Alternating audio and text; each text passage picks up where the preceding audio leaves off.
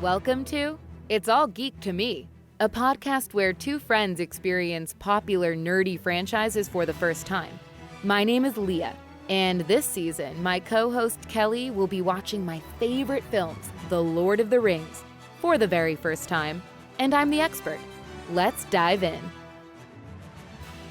And we're back for the 5th episode in the final movie of Lord of the Rings, The Return of Some King. We got lots of battle this episode. Yeah, a lot of battle. Mostly battle in this section. And a lot of crying for me. Oh, well, there's actually a good amount of crying in the movie, too. We can just assume that wherever someone was crying in the movie, Leah was also crying. Yes, pretty much. Except for one part, which I feel like you're going to think I cried, and I'm going to explain why I didn't, but I'm not going to spoil it. When we get there, I just feel like you're going to think I cried somewhere. Okay, I think I already know where I think you cried that you probably didn't cry, so we'll see if I'm right. Okay, we'll see if it's right. I remember in the last episode, I think the last thing we saw was Gollum falling off the cliff. Yeah, and then Frodo getting back up with Galadriel's help, yeah. So the battle still goes on at the White City, and orcs are sending these flaming catapults. They have that dragon thing. I know you said the name of it, Gordon? Grand. Gordon's a little bit human for that, so that makes sense. Gordon. Hey, you never know. We got Bill the Pony, we got Elrond.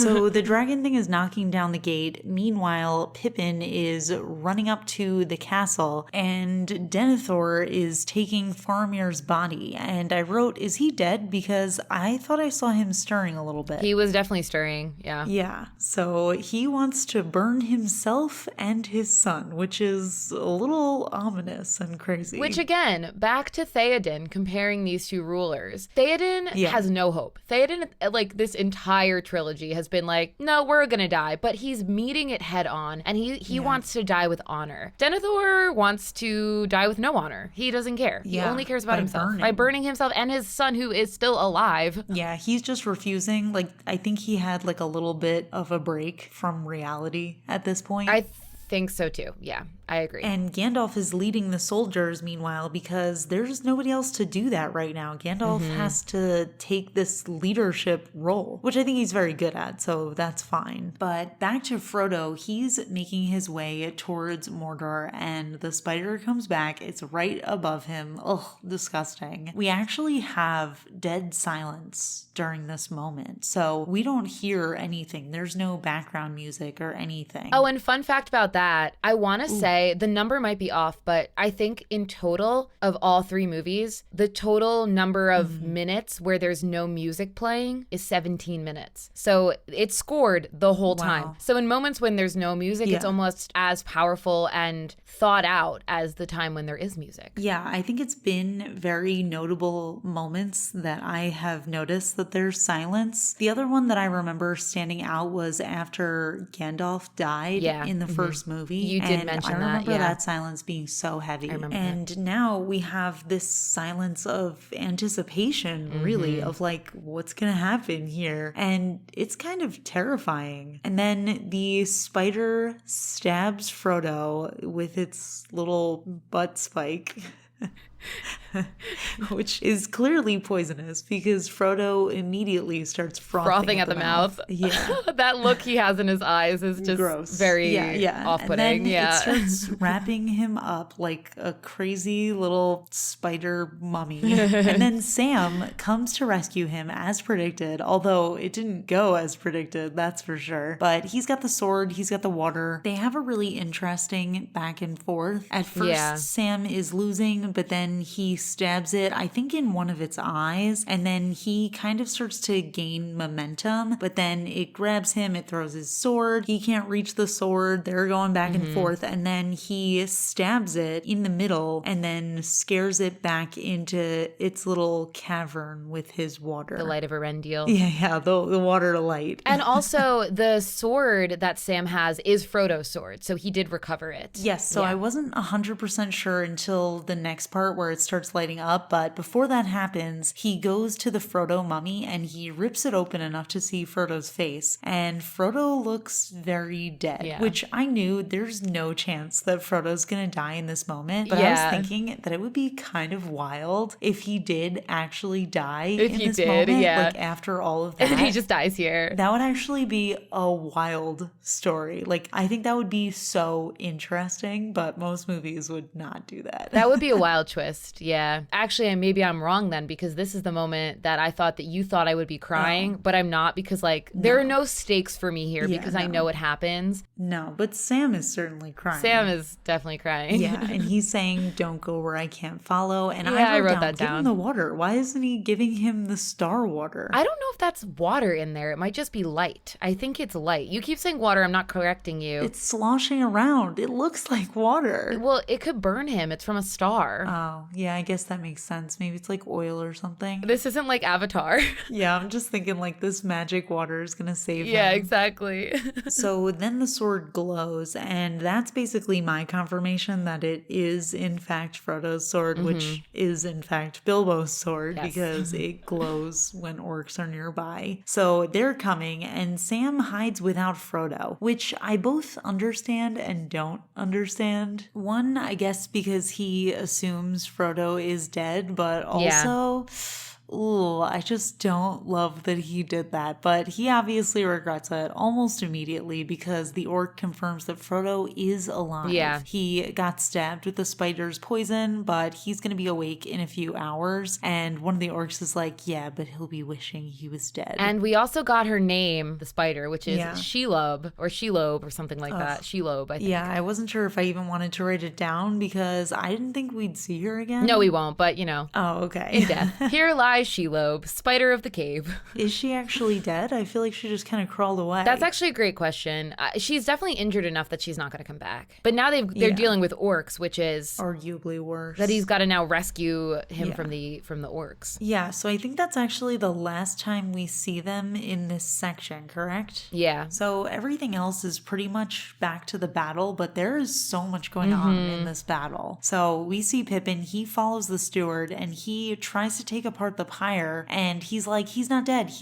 because Faramir is not dead, and his father's just trying to burn him alive. And Denethor does see it at this point. Like, there is a moment where Denethor looks at him, he stirs, and he keeps going, but I think at this point he's completely lost his mind. Yeah, and we see that in the next part. So then he takes Pippin and he kicks him out of whatever this hall tomb thing is. Yeah. And he's like, you're released from service. Go die however you see fit. And then Pippin is freaking out. So he tries to find Gandalf. And meanwhile, the city is breached. The soldiers have to retreat to the second level. And Mr. Piggy says, kill all in your path. Now I'm calling him Pig but face. I don't even remember what you pig face. I'm calling him Pig Man, Mr. Piggy, little Mr. Pig. I wonder what his real name is. And the women and children also have to escape as well, by the way. I didn't mention that. Oh, yeah. And then they hear a horn blowing because an army is coming up on the horizon, and they are led by Theoden. And Éowyn and Merry are also there. Éowyn looks terrified, and so does Merry. And then Éowyn is like, you need to have courage, even though she clearly doesn't either. But I do like that she's comforting him. And then she says, stay with me, whatever happens, I'll protect you. And then Theoden's giving his orders, and he says, ride for ruin and the world's ending. And they're all like, death, death. And you know what? I think true courage is standing up in the face of your fear. Absolutely. You know? Even though she's scared, she's still there and she's still doing it. Same with Merry, same with Theoden. Theoden, they're literally cheering to death. They're like, we're riding for death. They know they're gonna die. Yeah, absolutely. So then they ride forward to fight, and I've been calling them the orcs, but I'm actually not 100% sure if they're orcs or orcai or some kind of combo, but they're firing arrows, they're knocking down horses, people are dying already. And I actually wrote, there was this one point where we see this huge overhead shot of the army coming in from the side, and we see just how vast this orc army is, and I was thinking, there's like thousands of orcs in the background, and I'm just like, imagine being an orc who's like at the end. Yeah. And you're just kind of like sitting there. I'm waiting. It reminds me of when I was in school in gym class and we would be playing baseball and they would just put me in like left field and I just sat there and played with the ants. Like, I feel like that's just how the orcs were feeling at that point. If you were an orc, that's what you would I'd just be like, hello, little ant friends. Where are you headed? Yeah. I'll follow you. Let's see where this path takes me. So they were just kind of chilling in the background, but now they have to fight. But anyway, so then Pippin finds Gandalf and he tells him that Faramir's alive and he's about to be burned alive. And then Gandalf grabs him and they start running. And then we see this very weird, sensual pouring shot of Denethor pouring this oil on himself and on Faramir. And he's like mouth wide open. Yeah, it was like really gross actually. And this is the point where Faramir's eyes open and he kind of sees what's going on. Oh yeah, and he looks at him. And then Gandalf runs in right as the soldiers are about to light the pyre with both of them on it. And Gandalf stops them. Also imagine being those soldiers. Like, this guy's gonna die anyway. Like, why would you kill Faramir in the process? Like, I would just kill Denethor. I have no idea. It's really frustrating. Yeah. So they stop and then Denethor grabs one of the flames and lights the pyre anyway. And then I think it was Gandalf who knocked him off the pyre. And then Pippin, of all people, grabs Faramir and pulls him off, which I thought was really cool. Yeah, Pippin jumps onto the burning pyre to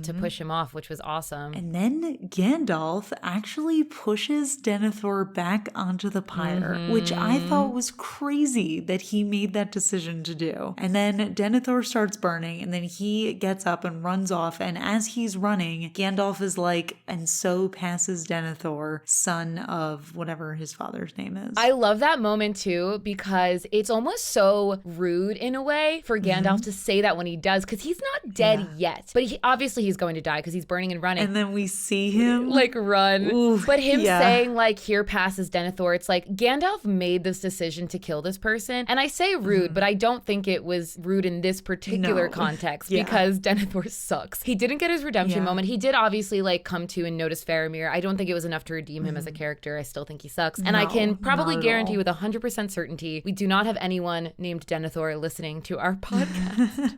Now I can say for sure we probably don't. But yeah, so then he basically jumps off the edge of the castle and you see just how far his fall is, and he's on fire the whole way down. So if the flame didn't kill him, the fall killed him. Yeah, he's dead for sure. So the battle rages on where, you know, we see him falling.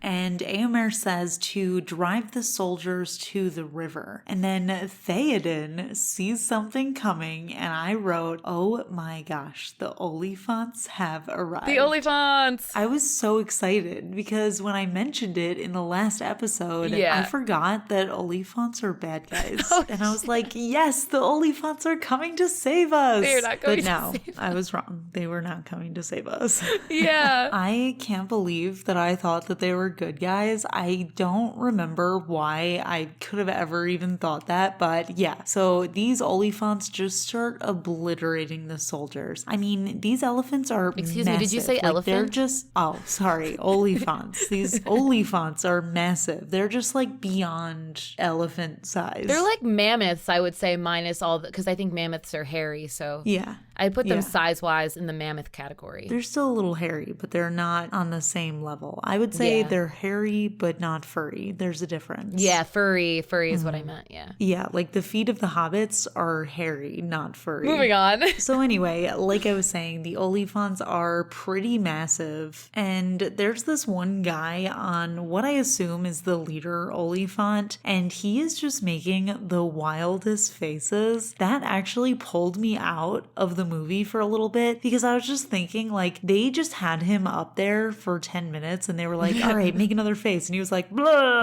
And then they were like, okay, make one more face. And he was like, blah. Yeah. And I was just thinking that must have just been so awkward to film. But thankfully it doesn't go on for very long because Éomer grabs his spear and he kind of spears the guy. And that's when the tides start to turn a little bit and the Oliphants start falling. Was that Éowyn? Éowyn? That wasn't Éowyn who did that. I believe that one, I don't remember exactly what happened, but he fell into another one which knocked him down. No, but Éowyn does knock down a few on her own as well because Merry takes the reins and he's kind of steering the horse. That was cool, yeah. And she starts swiping at their feet with swords, so they start collapsing. So that was very cool. And then Éowyn and Merry actually fall off their horse and they get separated. So then we cut back to Pippin and he's with Gandalf. They're waiting to be breached on that second level. And Pippin says, I didn't think it would end this way. And this is definitely a Leah cry moment. I can guarantee it. I love this so much because it reminds me of something you would say to someone on their deathbed, but like they have their faculties about them and they're still alive. But it's very clear at this point that Gandalf believes they're going to die. And I think what he says to Pippin, which you may have wrote down some quotes, was beautiful. So I didn't write down all of it, but I did write down the one thing he said, which was, end. No, this journey doesn't end here. Death is just another path, one that we all must face. Yeah. And then I didn't write down exactly what he said after that, but he goes on to explain basically what heaven is like. And just really comforting Pippin and just saying like, the journey goes on, you're going to be happy where you're going. And Pippin is like, that doesn't sound so bad. And don't cry again, Leah. Sorry. And Gandalf is like, no, it's not so bad. It's not so bad. So then we see Theoden and Éomer look over and they see the Nazgul King. And then the Nazgul King knocks down Theoden and throws him, and basically his horse like falls on top of him. And then Éowyn jumps in front of him and chops off this the fell beast dragon. I was gonna say dinosaur.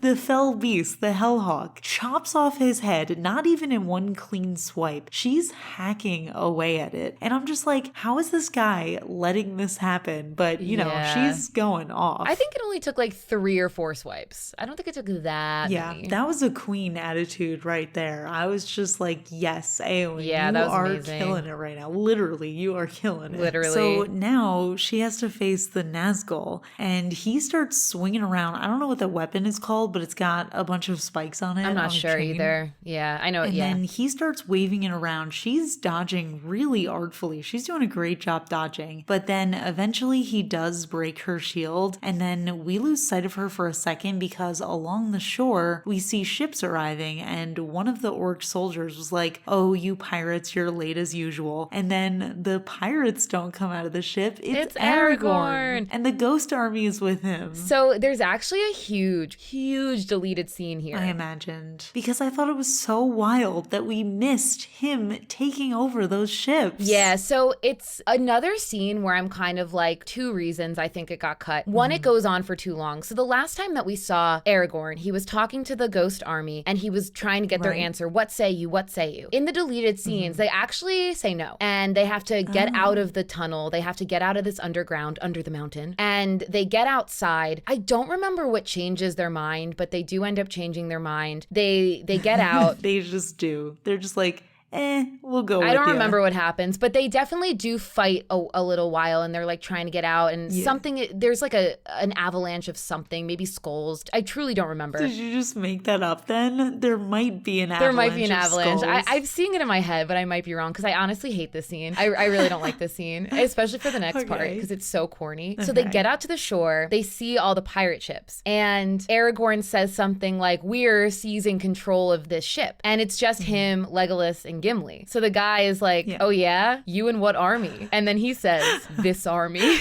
And then all the oh my gosh, I would have lived for that. And it's so silly. It's so silly. That's for me. And then it's repetitive because then we see the dead army come out again. So I liked the reveal of the dead army being there. It does feel like a little bit was lost, like a little bit of information. But I'm sorry, those scenes are ridiculous. And them literally using the line, you and what army, this army, Peter Jackson. That sounds incredible. Sir, what were you thinking? I would have cheered. I would have stood up and clapped in the theater. Would you? I'm like, this is so corny. Just for the record, that is a joke. I'm not a theater clapper. I'm not one of those people. Are you an airplane clapper? No, I'm not an airplane clapper, but I always pretend like I'm going to. Like whenever we land, I always just pretend like I'm about to clap, and Ryan gets so nervous and he's like, please don't do this. He's like, don't do this to me. I don't want to have to leave you. We made it. Yay. it. Just Yes. clapping. But yeah, so that's how they got the ships. So the Ghost Army is massive, and it's pretty clear that at this point they're absolutely gonna win because this army is just gonna destroy everything in their path. And I don't think that they can die. I don't think anyone can actually hit them. They can only... Yeah, that's what I was thinking because they're just unstoppable. Like, there's nothing that can happen to them. So then we cut back to Éowyn and the Nazgul King, and she's about to die. She's fallen over, and the Nazgul guy is like, no man can kill me. And at this point, I thought I knew it was going to happen, and I was thinking, oh, Merry's going to come kill him because Merry is not a man. He's a halfling. He's a hobbit. He's not human. But he does stab him, and then Éowyn is like, I'm no man, and she pulls off her helmet and she stabs him in the face, which actually really annoyed me because I feel like she can get the assist there, but that was Merry's kill. She would have died if it weren't for him. It actually was Merry's kill. Okay. It was Merry's kill for even more information on good. kind of what happened there. First of all, though, I love that moment anyway. I freaking cry every time she says, I am no man. I love it so much. Really? You cry over that? Like, happy cry. You never cease to amaze me with your tears. Thank you, Kelli. I don't understand. You also never cease to amaze me with your amazingness. Oh, thanks. Do you think I'm awesome? I think you're awe-inspiring. Wow, thank you. But I don't remember a lot of the lore, but I do know the knife that Merry uses to stab the Nazgul is one he kind of just found that I believe the enemy probably had. I don't think that one of his people had it, but it's a special kind of blade. That can kill a Nazgul? That can kill a Nazgul or dim the power of a Nazgul or take the power away from a Nazgul. So I don't believe she would have been able to do it by herself. It was definitely a team effort. But the reason that the Witch King says no man can kill me is because he received that prophecy that no man can kill him. So it really was referring to Éowyn dealing the killing blow, being a woman and not a man. I mean, I feel like I'm not a huge fan of that. I mean, I'm all for women power, don't get me wrong, but I would assume that men means human, not necessarily gender, you know what I mean? Yeah, because we've been talking of the race of man pretty much throughout it, Yeah, exactly. And the race of man includes women. Well, I think it can be interpreted both ways because, yeah, like that kill definitely goes to both of them. They both needed to play their part to make it happen. But I liked what Éowyn did is the final blow. And I think a lot of people don't know that Merry was involved with the kill. I am impressed still with her. As much as I claim she's stealing credit from Merry, I do think she fully redeemed herself in my eyes. I was a little annoyed with her throughout the series, I think, so far, just because I don't love the idea of her just being reduced to a secondary love interest. Yes. But seeing her hold her own and then also, you know, just fighting for her king is really impressive. And I kept on forgetting that it wasn't her dad. It's her uncle, but essentially. Yeah, but I mean, she's just fighting for what she believes is right, you know? So I definitely appreciate that. I think she did an incredible job during that battle, but I do think that Merry deserves a little love. Some credit for that, yeah. Yeah, give him some credit for that. But I mean, honestly, if I were in that situation, I would fully use that as a moment to be like, I'm no man. Because this whole time, that's what she's been trying to prove is she doesn't have to be a man to do the things that men are doing in her world. Yeah. She did it just as well, if not better than the rest of them. Absolutely. Yeah, I'd say it too. But I also did think that he died pretty cool. I know I mentioned in an earlier episode that I don't like when villains get like insane deaths, but I did think it was cool to see him collapsing in on himself like a star. I just thought that was pretty wild. Yeah, I thought that was cool. And also with this particular villain, he doesn't even have a face. Yeah, so it's kind of hard to prove that he's like actually dead. So I do think that seeing him kind of collapsing in on himself was a cool way to show it. Yeah. So meanwhile, we're still seeing the battle raging on. Gimli and Legolas are counting again their deaths. Yes. Aragorn is the only mature one in this group. He's not counting how many people he's killing. And Legolas climbs an Oliphant. He gets warned by Aragorn real quick, and then he climbs up this Oliphant and he's killing people. He's counting all the way through. And then at one point he starts to fall, but then he cuts off the harness that the Oliphant Oliphant is wearing with all of the bad guys on it, and that falls over. I don't remember exactly what he did to the Oliphant, but the Oliphant's falling too, and then he does his skateboard trick again. He put 3 arrows into his brain. Oh, okay. He did 3 at the exact same time into his brain. Oh, okay. Yeah, I must have missed that. And then he does his little skateboard trick down the Oliphant's trunk, and I was like, Leah is just screaming with joy right now. I love that part. It's so good. It's so good. And then the line after when he gets off. Yeah. That still only counts as one. That only counts as one.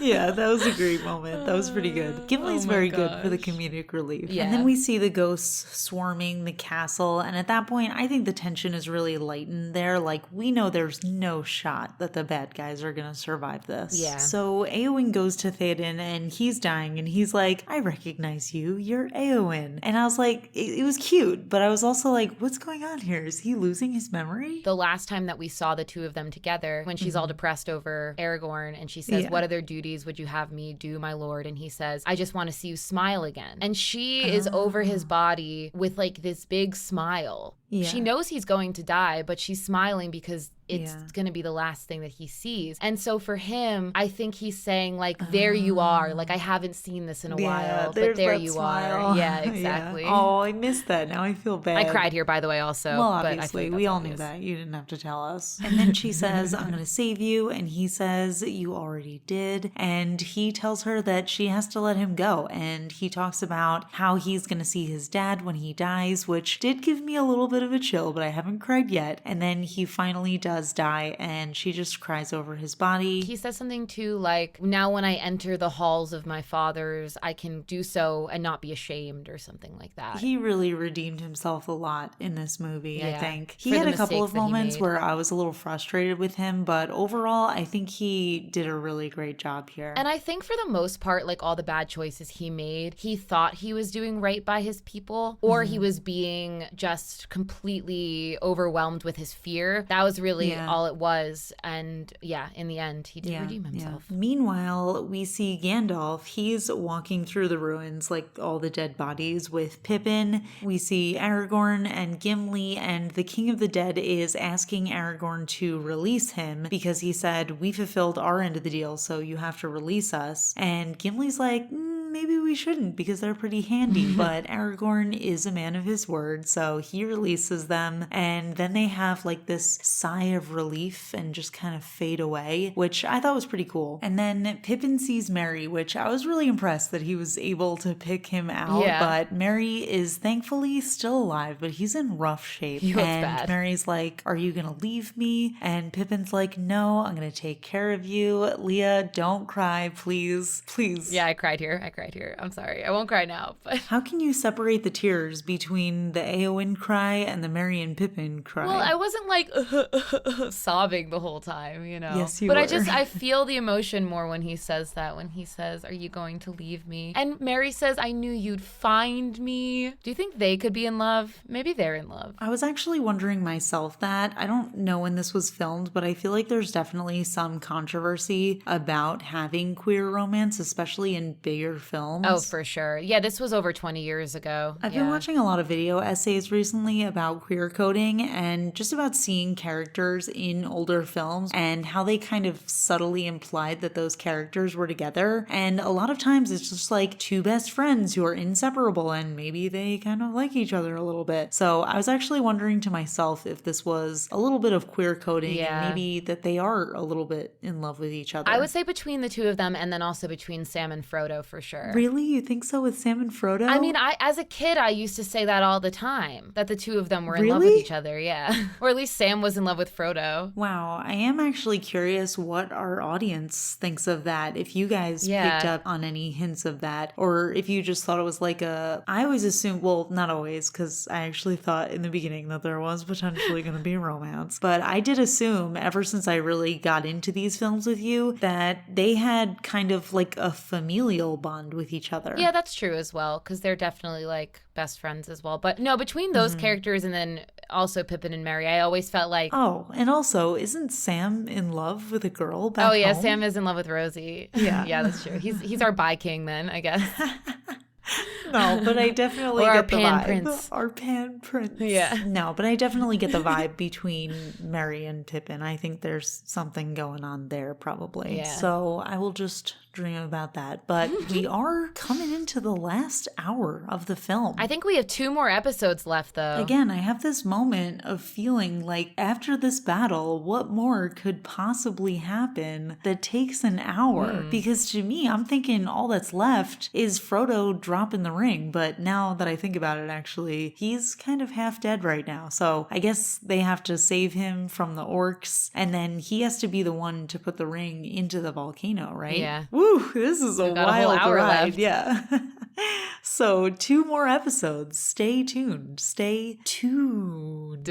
For 2 more episodes. Too fast? 2 towers? 2 episodes? 3 kings. 3 hobbits. 4 hobbits. How many hobbits are there? There's 4 hobbits for now. Dun, dun, dun. I can't believe we're almost done with this season, though. I know. Soon we're going to announce what we're doing next. Yeah, so if you want to help us figure out what to do next season, because we have plenty. Or if you have any guesses. Oh yeah, give us a guess, because I think I have an idea of what we're probably going to do next. But we might As do do I. an in-between episode, like a little special episode, like a movie that you haven't seen. Just one movie. Yeah, exactly. That could be fun. So I think that's a good stay tuned idea. for that. Follow us on social media, give us a rating, all that good stuff, and we'll see you next week. Bye. Bye. You've been listening to the It's All Geek to Me podcast, hosted by Leah and Kelli. Make sure to hit subscribe on your favorite podcast player and give us a rating. You can also find us on Twitter at All Geek Podcast. New episodes drop every Thursday. See you next week.